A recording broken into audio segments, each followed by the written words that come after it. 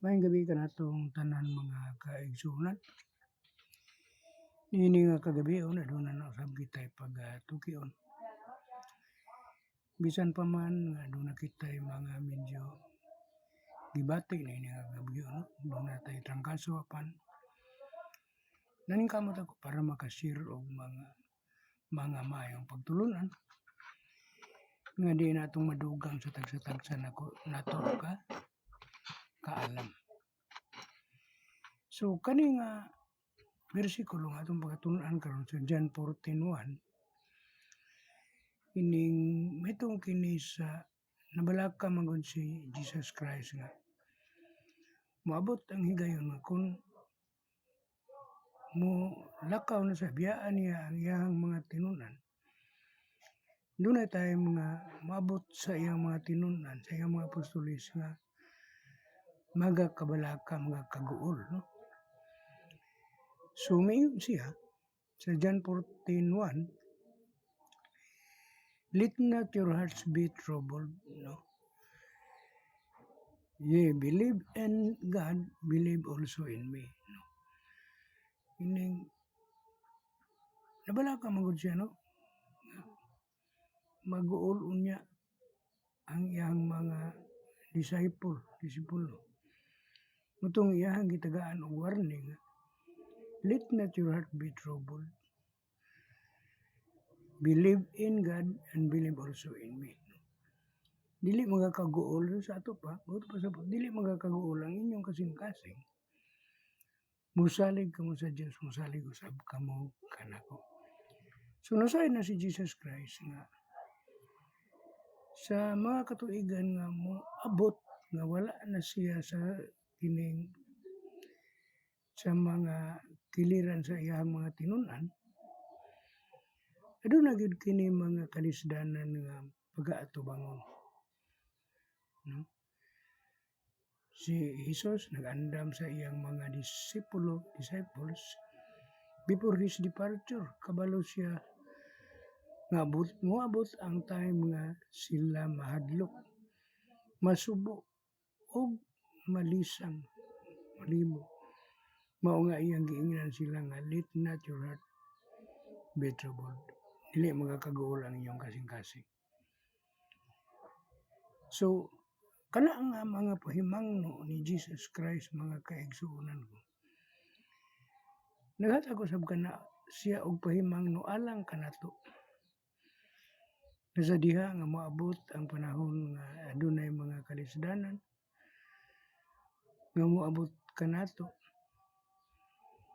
dili nato pasagdan nga ato ang kasing-kasing mga magakaguol. No? This verse teaches us that troubled hearts can find peace, truth, faith in God, and faith in Jesus Christ. No? Kani ka bersikulo nagtudlo kanato nga sa troubled hearts kini bitang magakaguol atong mga kasing-kasing. Nagapangita kini og kining pagtuo sa Dios. Kalinaw og pagtuo sa Dios. And faith in Jesus Christ ug pagtuo diha ni Kristo. Do not let your heart be troubled, mga igsoon. Let not your heart be troubled, ang iyang giingon. Mamagani na nga si Apostle Paul, nagsulat siya sa iglesia sa Philippians, sa Pilipos. Mingon siya dito sa Pilipos 4:6, paingon sa city, be anxious for nothing, but in everything by prayer and supplication, let your requests be made known to God. So kinahanglan nga dili ta man nagkaguol para sa wala sa kawado. Apan ang tanan imong dalon dito sa pag-ampo. Everything by prayer and supplication. Ang imuhang request maghatag kini og kining kasayuran ngadto sa Dios. Ang troubled heart mga igsoon mahimong resulta sa fear, problem, disappointment, ug uncertainty sa future. Subaw man gid kanaan sagara nga mahuna-huna sa katawhan niini bisan pa man ini atong kapanahonan karon. Atong mahuna-huna gyud nga unsa ka idangatan ako. Ini sa umaabot pa nga mga katuigan. Uncertainty sa future. Pero sa magiingon ni Jesus, si Jesus wala nag-ingon nga walay problema. He teaches us not to allow problem to control our hearts. No? Wala siya mag-ingon nga wala kita problema. Moabot man gid ang problema kanato. Apa nagtudlo siya kanato. Ayaw tuguti ang problema. Nga mo control sa imuhang kasing-kasing. No? Ayaw tuguti ang problema nga mo control sa imuhang kasing-kasing. So, dapat kung doon na tayo problema, isubmit na ito nga ito sa Diyos, pinaagi sa mga pagampo. Instead of worrying, let us pray. No? Pagampo kita. So, huna-huna sa problema atong isubmit sa Ginoo, pinaagi sa prayer, pinaagi sa pagampo. Mo lang manggid kana ang mahimo na to, no? So, ayaw tuguti ang problema mo ay maghari sa imong kasing-kasing. No? Hindi ayaw pahari ang problema sa imong kasing-kasing. Kung bugat na ang imong gibati, dala kini ngadto sa Ginoo. Ang prayer dili pasabot nga mawala dayon ang problema. Dili diha-diha. Pero ang presensya sa Dios maghatag og kalinaw bisan naa pa ang problema. Oo, tinuod na bisan naa pa ang problema. Kapantagaan kaniya og kalinaw. Kay nagasalig ka ba ni kaniya. Ikaduha, sa mga bersikulo sa John 14, no? Ikaduha nga words dito miingon si Jesus Christ, believe in God. No? Tumuo ka sa Diyos. Salig ka sa Diyos. You believe in God. Sumala pa sa Proverbio 3, versikulo 5 o 6, trust in the Lord with all thine hearts and lean not thine own understanding. Buti pasabot mga kaigsuunan. Nga ang faith means trusting God even when we do not understand everything. So, dili na ito masabtan. Kanong nahitabo ang usa ka sitwasyon nga wala na to damha. Kining gitawag nato kana sa English nga unexpected nga mga panghitabo, mga problema, sitwasyon. Pero ang kining pagtuo nagaingon, Lord, wa ko kasabot pero mosalig ko kanimo. So ingon ana lang ang imong iingon sa Ginoo, ingon sa Dios, imong isulti dito kaniya. Kay aron matagaan ka og kahupayan sa Dios. God sees what we cannot see. He knows the beginning and the ending. Therefore, we can trust Him. No, ang Dios nagatanaw. Ug unsa ang dili nato makita, nasayod siya sa sinugdanan. And the ending ug sa katapusan. Therefore, we can trust Him. Pinalan mo, salig lamang kita kaniya. Believe also in Jesus. Sa mga gyapon nga bersikulo no? Sa John 14:1. Believe also in me. Miana si Jesus Christ. Wala pa sa Juan 11:25. Mingon si Jesus Christ.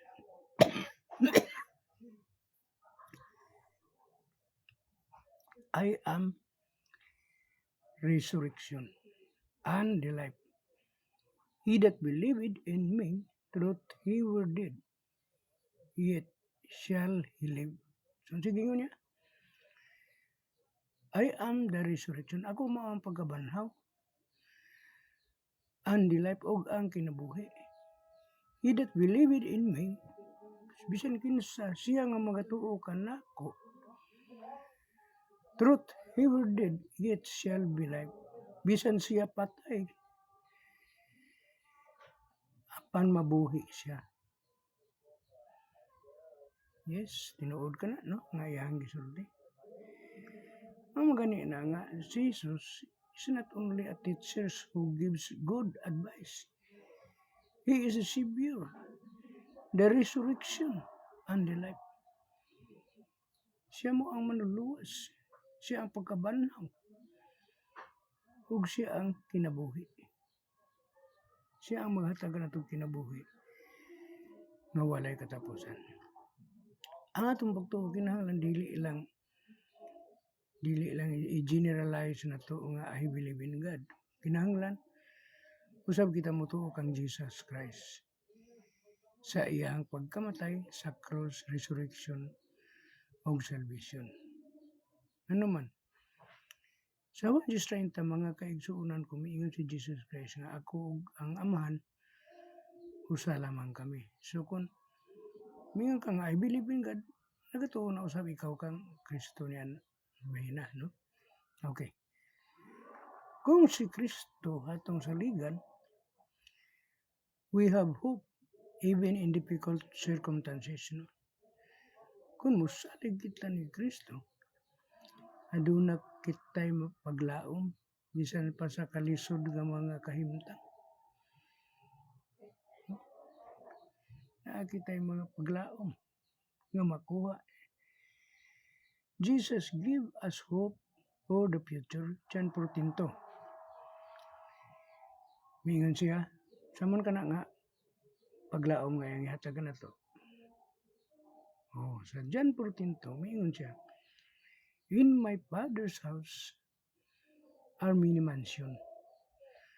I go to prepare a place for you. Mingon siya nga daghan.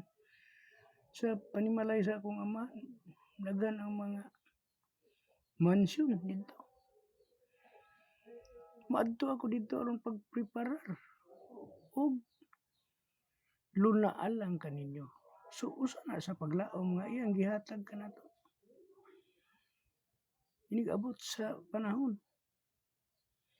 O magani na mga kigsuunan ko nga ang gisulti ni Apostol Paul dito sa Thessalonian 4:17 during sa kuan man sa kining rapture man siya. And so shall we ever be with the Lord. Wherefore, comfort one another with these words. No? Mingon siya.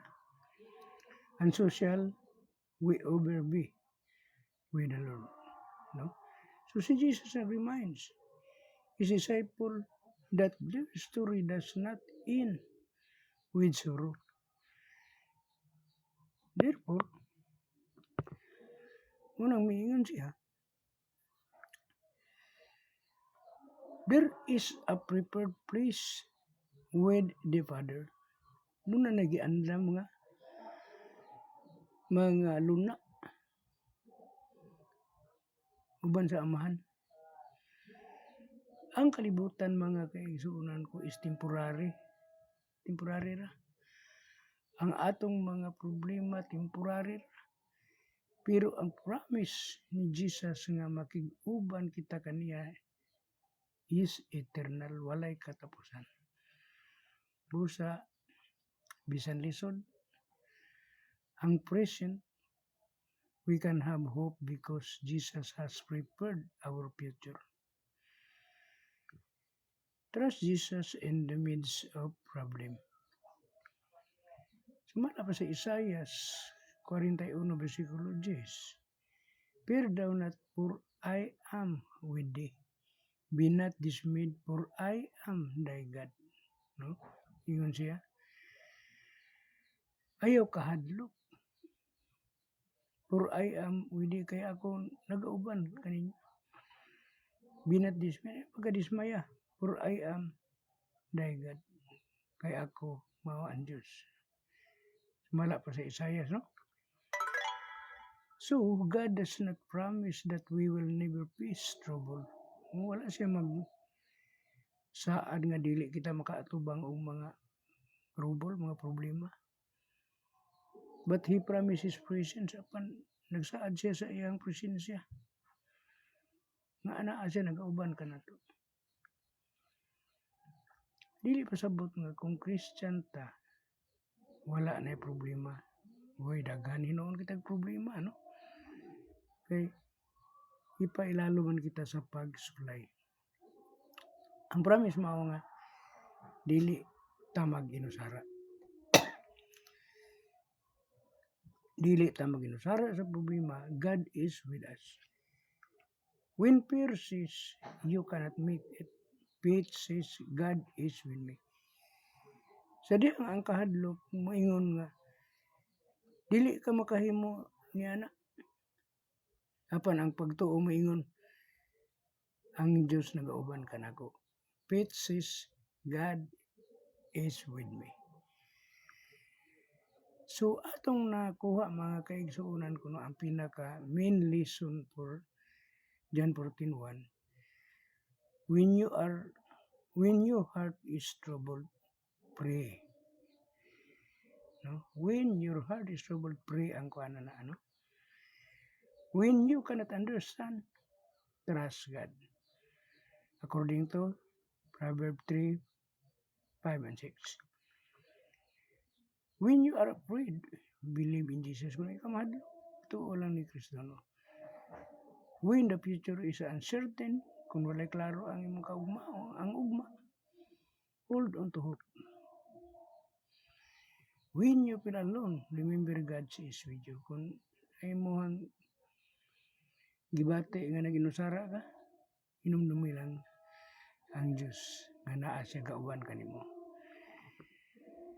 John 14:1 is a call from Jesus to exchange a troubled heart for a trusting heart. Mga igsoon adunay times nga troubled ta because of financial problem, family problem, sickness, disappointment, betrayal, or uncertainty about the future.